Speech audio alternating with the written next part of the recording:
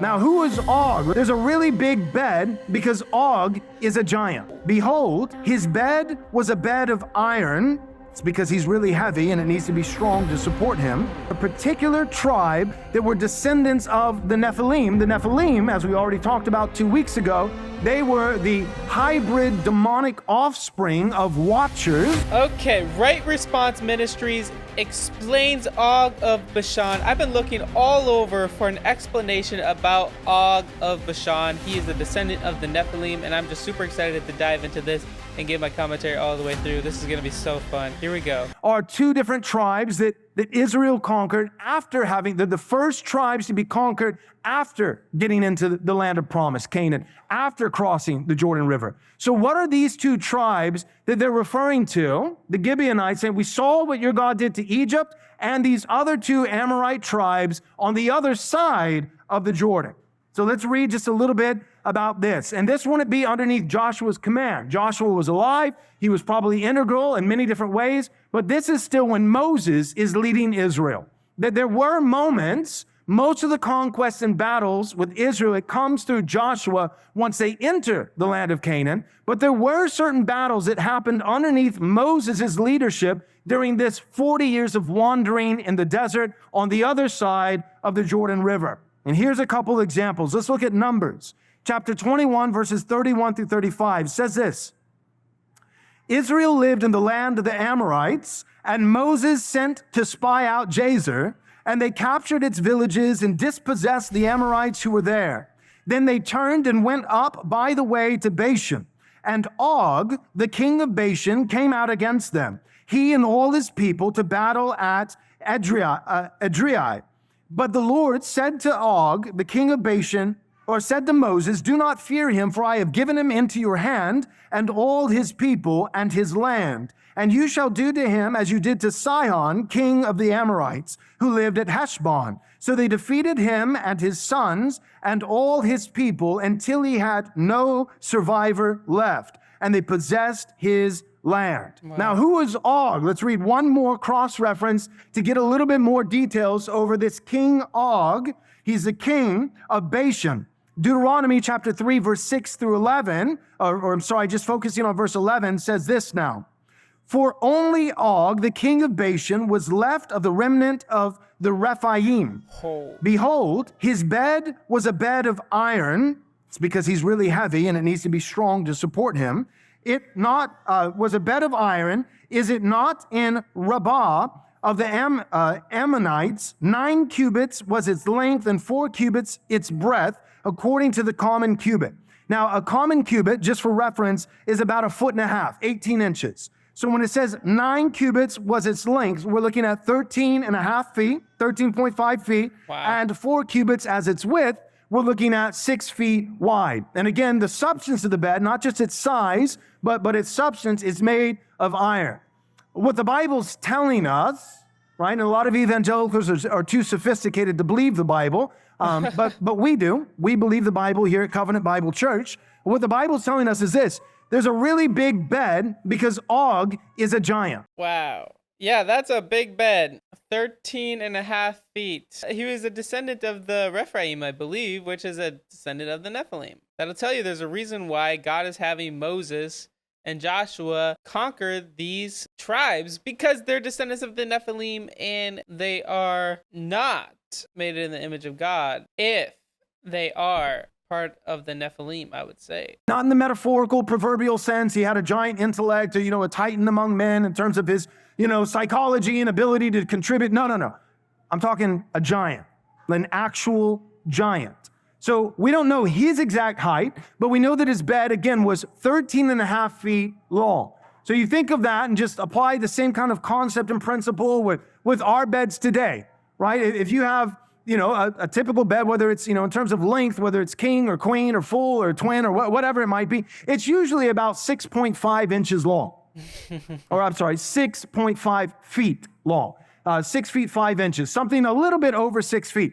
And a lot of people, not all, but a lot of men are usually around 5'9", 5'10". That's a pretty much a common height for men, 5'11". Mm-hmm. So you're only looking at a few inches longer than the height of the man who would be sleeping in that bed.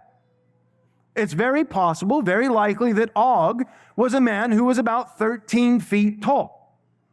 13 feet tall. Now, when you take that proportionally and put it in terms of weight, if you got a guy who's 13 feet tall, he's not going to weigh twice the amount of somebody who's 6.5 feet tall, right? 6.5 times 2, 13 feet.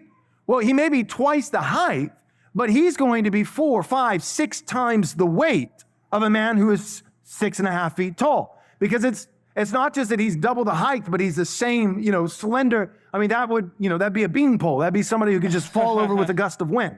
Right. No, you're talking about a man of renown. You're talking about somebody who is one of the descendants of the Nephilim. Wow. That's what the Rephaim actually... The Rephaim. So I wonder if he was like 800 pounds. Man, that would be a big boy. Scary. That's why so many of them would be afraid. That is for sure. That's why so many of them would be completely scared out of their mind to go fight these giants. A particular tribe that were descendants of the Nephilim. The Nephilim, as we already talked about 2 weeks ago, they were the hybrid demonic offspring of watchers, fallen angels, who saw the daughters of men were beautiful and came into them and produced children. So you have angels that rebelled against God. They fell from heaven in a great cosmic war. The archangel Michael cast them down to the earth. These fallen rebellious angels now attempting to pervert the messianic line, right, underneath the command of Lucifer, who would be their commander, the devil, the one who was there in the garden that day, the serpent, who knew that the promise was that there would be a seed of the woman who would crush his head. Wow. Right? He knew the game plan. God told him ahead of time, this is what I'm going to do. You can know about what I'm going to do. I don't have to pull a fast one. I don't have to do it in secret. I'm going to tell you exactly what I'm going to do, and you're not going to be able to stop it because I'm God. So God tells both Adam and Eve and the serpent in the garden, Genesis chapter 3, when we have the fall take place, what is going to happen. The serpent and his offspring will strike the heel of the seed of the woman. But the seed of the woman, namely Christ, the Messiah, he will ultimately, in the end, crush the head of the serpent. So Satan knows from that day forward that his ultimate end is going to be the serpent crushing seed of the woman. So what is he trying to strategically do? Among many things, one thing he's trying to do is to corrupt the line of the woman. He's trying to corrupt it. One of the ways that you corrupt the line of humanity is by hybrid, half fallen angel, half people, cryptid, weird, wacko, perverted DNA. So here's a question. This is a legitimate question. I think it's a pretty decent one. For all the people who think that Nephilim are here today and that they're still trying to tamper with the offspring, it could be a very possibility. But from this guy's point of view, the reason is to tamper with the offspring so that they can break the promise that God has, because through his seed, through the offspring of Adam and Eve, there will be a descendant who takes away the sins of mankind, who saves mankind, and that's Jesus. But now that Jesus is already here and did that, what would be the point of corrupting the offspring? That's just a thought. I'd love to know what you guys think. One of the ways you do it, right? It may feel a little bit on the nose, a little bit too simple, but that's one of Satan's strategies. And so what you have is these fallen watchers, angels now in rebellion against God, who see the daughters of men, that they are lovely, and that they take them as wives. They produce a hybrid offspring that's not really human. This is the Nephilim, or the Nephilim. And then the Nephilim, one of the descendant tribes from them, is the Rephaim. And King Og of Bashan is one example of the Rephaim, a sub-tribe of the Nephilim. And he's a giant, because he has watered down at this point. It's been multiple generations, but he still has this fallen angel. He's not 100% human. He's not 100% in the image of God. He has this watered down fallen angel DNA running through his blood, giving him incredible, almost supernatural strength and stature, size. And one of the things that God uses Israel to do in their time of wandering in the desert underneath the leadership of Moses is to hunt these guys down and kill them. Yeah. And that's also what God uses them to do under Joshua's leadership after crossing the Jordan River and going into the land of Canaan.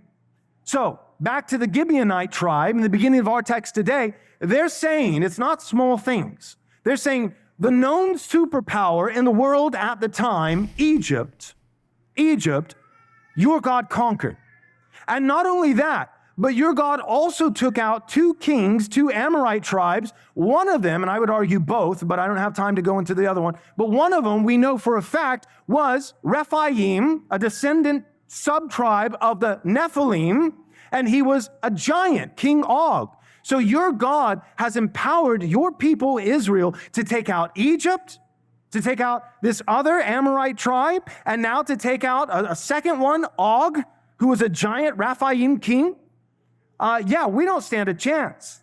It's cute, but this plan of all these tribes, the Hittites, the Amorites, the Canaanites, the Perizzites, and the Hivites, and the Jebusites, they all want to come together and think, well, maybe if we have enough, if we have a majority, if we're all on the same team working together, we'll have the ability to conquer Israel. No, Israel couldn't be conquered by Egypt. They couldn't be conquered by Og, giants. They're not going to be conquered. Our only chance is to use the Rahab strategy, which is to go to Israel and quickly make a peace treaty. So that's our text today. That's what they're doing. Now, in order to do that, they know that Israel will not accept the terms of a peace covenant with the Gibeonites if they know that the Gibeonites live next door. Right? Because the commandment of God is specific. They can't make a covenant that directly contradicts what God commanded Israel to do. And what God commanded Israel to do is to drive out all these Canaanite tribes because they were pagan.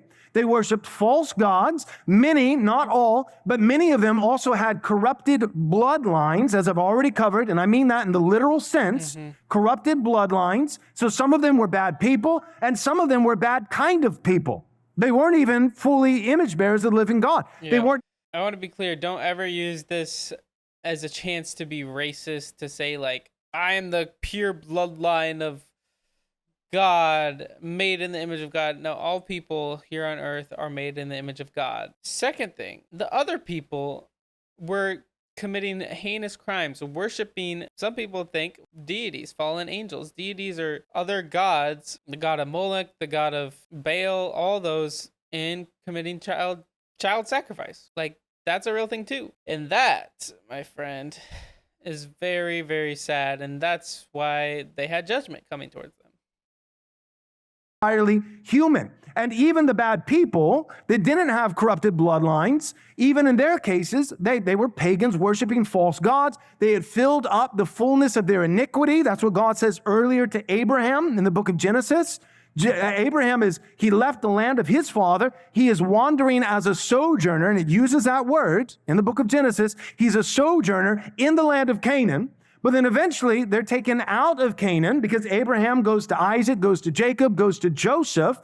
Joseph is sold and betrayed by his brothers, sold into slavery in Egypt. Then there's a great famine in the whole of the land. And so Joseph, his brothers, and his father Jacob are driven because of hunger to Egypt. They live and settle in the land of Goshen. Eventually, that Pharaoh who Joseph had favor with, he dies, and a new Pharaoh comes to power who does not remember Joseph or think kindly of him and his household. And then Israel prospers in the land of Egypt, specifically Goshen. They multiply greatly. The new Pharaoh over Egypt sees Israel as a potential threat, so they then enslave Israel, and they're enslaved there for 400 years, exactly 400 years, and then delivered under Moses to be led into the promised land back to where the Amorites are. Now, what God spoke to Abraham when he was in the land of Canaan, before they transferred to Egypt because of the famine through Joseph, when Abraham was in the land of Canaan, after having left his father's land to go to the land that the Lord promised to show him,